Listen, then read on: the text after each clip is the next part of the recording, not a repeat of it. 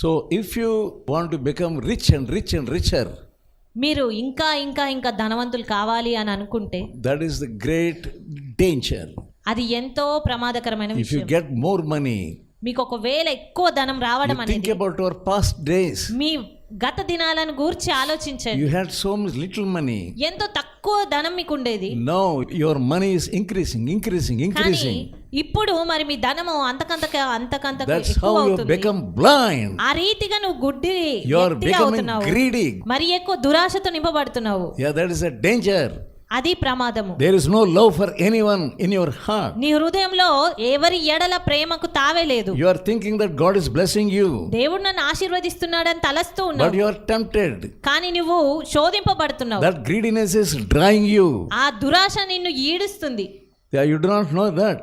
కానీ ఆ విషయం నీకు అర్థం You కావడం are లేదు. drawn by that greediness. నీవు ఆ దురాశ చేత ఈడవబడుచున్నావు. That's how you are not loving anyone. ఆ రీతిగా నువ్వు ఎవరిని ప్రేమించలేకపోతున్నావు. Because of the riches of the money. నీకున్నటువంటి ధన సంపదను బట్టి. The richness of this money is the root cause of all evil. ఈ ధన సంపద, ఈ ధనాపేక్ష అంతా కూడా సమస్తమైన కీడులకు మూలంగా ఉంది. James 1st chapter యాకోబు రాసిన పత్రిక 1వ అధ్యాయము and 14th verse. 14వ వచనము. Each person is tempted and run away. ప్రతివాడును తన స్వకీయమైన దురాశ చేత ఏడువబడి మరలు కొల్పబడిన వాడై శోధింపబడును. Yeah, you are tempted like this. నీవు ఈ రీతిగా You శోధింపబడుతున్నావు. think God is tempting you. ఏమనుకుంటున్నావు అంటే దేవుడు నన్ను Somebody శోధిస్తున్నాడు is tempting you.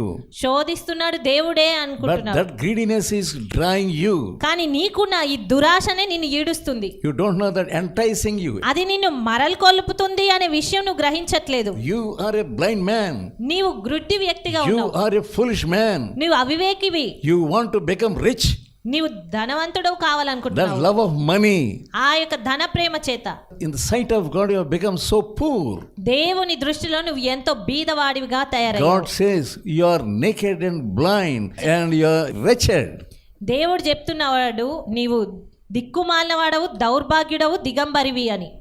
And there will not be any satisfaction if you have that greediness in your heart. నీలో అలాంటి దురాశ ఉంటే నీకు ఎలాంటి సంతృప్తి ఉండనే ఉండదు. That's how you are not able to win souls for God. అందు నిమిత్తమే నువ్వు దేవుని కొరకు ఏ ఆత్మలను You are working రక్షించలేకపోతున్నావు. and working and working and working. ఎంతగానో పని చేస్తూనే ఉన్నావు. Finally, you land yourself in the miry pond. కానీ చివరికి ఆ యొక్క బురద గుంటలోనే నువ్వు దిగవలసి ఉంటుంది. 15th verse.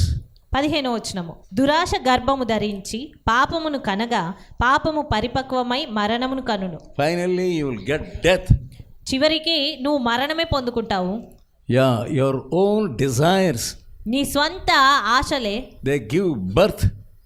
అవి పాపమును కంటుంది. And that sin beget death.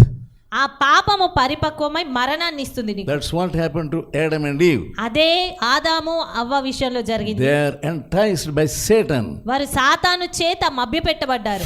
Fear entered into this world. భయం అనేది లోకంలోనికి ప్రవేశించింది. God asked Adam, where are you? దేవుడు ఆదామును అడుగుతున్నాడు, ఎక్కడ ఉన్నావని. He says, I am afraid you are coming. నేను భయపడ్డాను నువ్వు వస్తున్నావని. Because I am naked. ఎందుకంటే నేను దిగంబరిగా ఉన్నాను గనక. Who told you that you are naked? God asked him. దేవుడు అడిగాడు, ఎవరు చెప్పారు నీవు దిగంబరివి అని. Have you eaten that fruit which I commanded you not to eat? నీవు తినవద్దని చెప్పిన చెట్టు ఫలాన్ని నువ్వు తిన్నావా? And he did not accept, I have eaten. He did not say like that. అతను వెంటనే అవును నేను తిన్నాను అని ఒప్పుకోవట్లేదు. This woman gave me that fruit. ఈ స్త్రీ నాకు ఇచ్చింది ఆ ఫలాన్ని. You have given this woman to me. నీవే ఈ స్త్రీని నాకు ఇచ్చావు. Finally he blamed God. ఆ చివరికి దేవుణ్ణి అతను నిందిస్తాడు. Because sin is there in you. ఎందుకంటే నీలో పాపం ఉన్నది కనుక You blame somebody else. నీవు మరి ఎవరినో నిందిస్తావు. He is blaming the perfect God. అతను పరిపూర్ణుడైన దేవుణ్ణి నిందిస్తున్నాడు. You have such a loving God. అంత ప్రేమించే దేవుడు He threw the blame upon God. కానీ ఆ యొక్క నింద అంతటిని కూడా దేవుని పైన వేశాడు. What does it show? అది ఏం సూచిస్తుంది? You are a foolish God. నీవు ఒక అవివేకుడైన దేవుడవు. You ought not have given this woman to me. నీవే ఈ స్త్రీని ఇవ్వకుండా ఉండవలసింది. Because of this woman, నువ్వు ఇచ్చిన ఈ స్త్రీ వల్ల I have eaten that fruit. నేను ఈ ఫలం తినవలసి వచ్చింది. Are you blaming somebody? ఆ రీతిగా మరి నీవు ఇంకెవరినో నిందిస్తున్నావా? Have you blamed God at any time? ఏ సమయంలోనైనా నీవు దేవుని నిందించావా? Take away the stone from you. ఆ బండను నీలో నుంచి తీసివేయి. God wants to bless you. దేవుడు నిన్ను If you ఆశీర్వదించాలనుకుంటున్నాడు. remove that stone, నీవు ఆ యొక్క బండను నీలో నుండి if తీసివేస్తే, you remove the stone of blaming this man and that man and ఈ God, వ్యక్తిని ఆ వ్యక్తిని దేవుణ్ణి నిందించడము అనేటువంటి బండను నీలో నుండి తీసివేస్తే, finally what had happened to Job? చివరికి యోబు సంగతి ఏం జరిగింది? Job 42nd chapter. యోబు గ్రంథము 42వ అధ్యాయం 6వ వచనము. కావున నన్ను నేను అసహ్యించుకొని ధూళిలోను బూడిదలోను పడి పశ్చాత్తాపడుచున్నాను. Instead of blaming others and blaming God, ఇతరులను దూషిస్తూ దేవుని నిందించడానికి బదులుగా God's light entered into him. దేవుని వెలుగు అతనిలో He ప్రవేశించింది. began to blame himself. అప్పుడు అతడు తన్ను తాను నిందించుకోవడం, అసహ్యించుకోవడం I ప్రారంభించాడు. abhor myself. నన్ను నేను This అసహ్యించుకుంటున్నాను. is the time for you to repent like Job. ఇదే సమయం నీవు కూడా యోబు వలె Then పశ్చాత్తాపడ్డావు. only he was blessed more and more, more అప్పుడు and more. మాత్రమే ఆయన నిన్ను మరి ఎక్కువగా దీవించగలుగుతాడు. The devil is the accuser of the brethren. సాతాను సహోదరుల మీద నేరము మోపువాడు. That's what we see in 12th chapter of Revelation. అదే విషయాన్ని మనం ప్రకటన గ్రంథము 12వ అధ్యాయంలో He always accuses. అన్ని వేళలా నింద మోపుతూ ఉండేవాడు వాడు. Yeah, if he is in you, ఒకవేళ వాడు నీలో ఉన్నట్టయితే you will find fault with others. Always. నీవు అన్ని వేళలా ఇతరుల్లో తప్పిదమును కనుగొంటనే You ఉంటావు. will never find fault with you. నీలో మాత్రం ఏ తప్పు నువ్వు చూసుకోలేవు. That is the nature of the devil. సాతాను యొక్క స్వభావం అది. And Satan started in his thought, he wanted to go up and sit on the throne above.